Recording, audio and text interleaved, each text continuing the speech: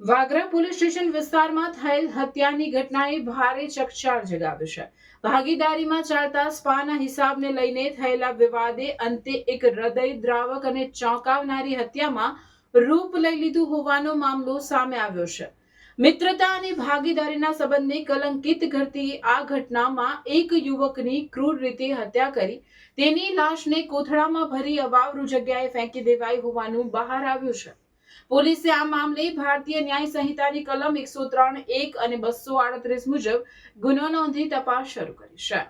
Police તપાસ મુજબ મૃતક કૃણાલભાઈ ચંદુભાઈ પટેલ અને આરોપી મુંતઝિર પટેલ બંને મિત્રો હતા અને મળીને સ્વાસદી સ્પા ચલાવતા હતા. છેલ્લા 3 થી 4 મહિનાથી સ્પાના હિસાબના પૈસાને લઈને બંને વચ્ચે વિવાદ ચાલતો હતો. આ અદાવતના કારણે ગત 11 ફેબ્રુઆરી 2026ના રોજ આરોપી કૃણાલભાઈને ફોન કરી સ્પા વેચવાના બહાને પાર્ટી પાસેથી રૂપિયા લેવા જવાનું કહી વિશ્વાસમાં લીધા હતા. આરોપી કૃણાલભાઈને પોતાની ગાડીમાં બેસાડી કોઈ અવાવરૂ સ્થળે લઈ ગયો હતો, જ્યાં નાયલોનની દોરી વડે ગળું દબાવી તેમની હત્યા કરી નાખી હતી. હત્યા બાદ પુરાવા નાશ કરવા આરોપીએ મૃતકના હાથ પગ બાંધી લાશને પ્લાસ્ટિકની મીણિયા થેલીમાં ભરી રાહાડ ગામથી વચનાદ ગામ તરફ જવાના રસ્તા પર આવેલા નાળા નીચે ફેંકી દીધી હતી, જેથી કોઈને જાણ ન થાય.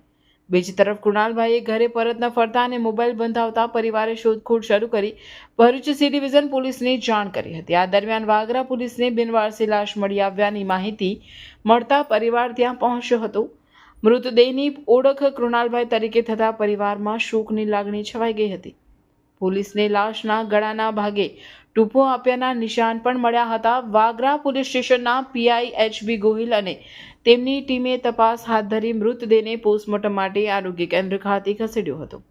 મૃતકના ભાઈ પ્રતિક પટેલે જણાવ્યું હતું કે કૃણાલભાઈ પરિવારના મુખ્ય આધારસ્તંભ હતા અને તેમના અવસાનથી આખું પરિવાર તૂટી પડ્યું છે. તેમણે આરોપીઓને કડક સજા કરવાની માંગ કરી હતી. તકના હું નાનો ભાઈ થઉં. શું ઘટના શું હતી? 2 દિવસ પહેલાંનો એ 11 વાગ્યાનો ગાયબ છે. 2 જણને ફોન આવ્યા હતા મારા પર કે તારો ભાઈ દેખાતો નહીં, આજે શોપ પર બી નહીં આવ્યો, કે કોલ કર્યા તો એના લાગતા નહીં. અને મેં જાણ કરી મારા ફાધરને પૂછવા માટે કે પપ્પા ભાઈનો ફોન કેમ નથી લાગતો. તો પપ્પાએ મને જાણ કરી કે હા મેં બી ફોન કર્યો છે પણ ફોન લાગતો નથી, હું કોન્ટેક કરું, જો થાય તો હું તને કોલ કરું.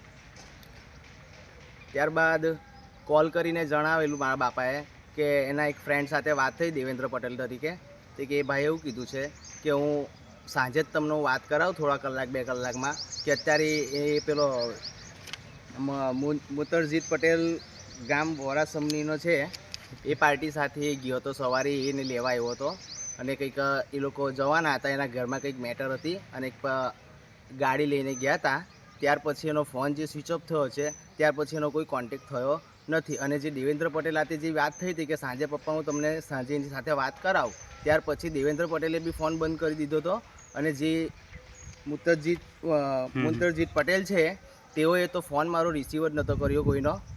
ત્યારબાદ એ લોકોએ બી ફોન બંધ કરી દીધો હતો. ને કાલે લગભગ સાંજે 7:30 વાગ્યા જેવું મારા પર સી ડિવિઝન પરથી ફોન આવ્યો કે તમને શંકાસ્પદ એક છે વાગરામાં એક લાશ મળી છે, તો તમે ત્યાં જઈને વેરિફિકેશન કરો. ત્યાં આવીને અમે જોયું ને મેં જાતે ખુદ જઈને જોયું, તે મારો પોતે ભાઈ જ હતો. શું તમારી શું માંગ છે? અમારી માંગ એ છે કે એને ન્યાય મળવો જોઈએ, કારણ કે એની હાથે જે કંઈ થયું છે એ બહુ ખોટું થયું છે.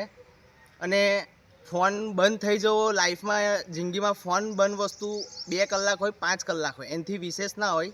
40 કલાક થઈ ગયા સાહેબ આજે. ઓકે, આ જે તમે જે નામ કીધું વોરાસમનીના મુંતરજીત પટેલ, હા, એમને તમે ઓળખો છો? હા, એ હું ઓળખું એટલે બહુ સારી રીતે. મને એવું લાગે છે કે એમના લગભગ 8-9 મહિનાની ઉપરના સંબંધ છે એ લોકો વચ્ચે. એ લોકો શોપ ચલાવે છે 2 જણા, એમાં કંઈ એમના અનબન થયા કરતી હતી વારે વારે. શાની શોપ છે? બિઝનેસ સ્થાનો છે એમનો? એ કંઈક સ્પાનું કરે છે એ મુત્તરજીત પટેલ જે છે. અને આ મારો ભાઈ છે તે 2 ફ્રેન્ડ જ થતા હતા. એકચ્યુઅલી પેલો ભાઈ એને લેવા આવ્યો હતો કે એને ગાડી લેવાની હતી, પણ આ મુત્તરજીત પટેલે એને ગાડી લેવાની હતી. તે ગાડીના કંઈક એનો સોદો કર્યો હશે 6 લાખ રૂપિયામાં. આ ભાઈ સવારમાં આવ્યો, કાનજીભાઈને લેવા આવ્યો મારા ભાઈને, અને વાયા એને અહીંથી સમજાઈ પટાઈને લઈ ગયો. ત્યાર પછી એનો ફોન બંધ બતાવે છે.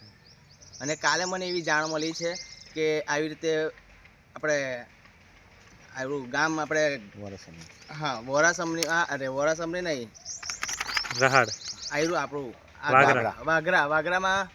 વાગરા તમે જાઓ, શંકાસ્પદ એક લાશ મળી છે, તમે જોઈ લો કે તમારા ભાઈની છે ને મારા એ ભાઈની જ લાશ હતી.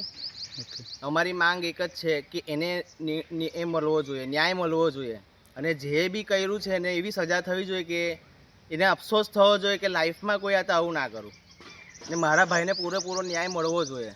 અમારો પૂરો પ્રયત્ન આ જ રહેશે. ઘટનાની ગંભીરતાને ધ્યાનમાં રાખીને પોલીસે તબીબોની વિશેષ પેનલ દ્વારા પોસ્ટમોર્ટમ કરવાની પ્રક્રિયા શરૂ કરી છે, જેથી હત્યાના કારણો અને સમય અંગે વૈજ્ઞાનિક પુરાવા મળી શકે. આ સમગ્ર ઘટનામાં સ્થાનિક સ્તરે તાત્કાલિક સુવિધાઓના અભાવ વચ્ચે વિલાયત સ્થિત કલર ટેક્સ કંપની દ્વારા માનવીય અભિગમ દાખવાયો હતો. ઘટના સ્થળેથી મૃતદેહને આરોગ્ય કેન્દ્ર સુધી પહોંચાડવા તેમજ પોસ્ટમોર્ટમ બાદ વાગરાથી ભરૂચ સુધી લઈ જવા માટે કંપનીની એમ્બ્યુલન્સનો ઉપયોગ કરવામાં આવ્યો હતો. આ ઘટનાએ વાગરા પંથકમાં સરકારી એમ્બ્યુલન્સ અને સબવાહિની જેવી પાયાની સુવિધાઓની વર્ષોથી ચાલી આવતી ખોટને ફરી એકવાર ઉજાગર કરી છે. એક તરફ પરિવાર ન્યાયની રાહ જોઈ રહ્યો છે, ત્યારે બીજી તરફ પોલીસ તપાસને વેગ આપી પુરાવાઓ એકત્ર કરી રહી છે, જેથી આરોપી સામે કાયદેસરની કાર્યવાહી મજબૂત બનાવી પરિવારને વહેલી તકે ન્યાય અપાવી શકાય. मैट्रिक्स एकेडमी लेके आ रहा है सबसे बड़ा टैलेंट हंट एग्जाम एमसेट। तो आइए मिलते हैं डीसी सर से जो हमें ये टेस्ट के बारे में ब्रीफ करेंगे। ये जो टेस्ट है एमसेट जो है ये 6 to 12th स्टैंडर्ड के स्टूडेंट्स के लिए है, और इसमें बच्चों को मोटिवेट रखने के लिए कैश रिवॉर्ड्स भी हैं अप टू 2 लाख प्लस।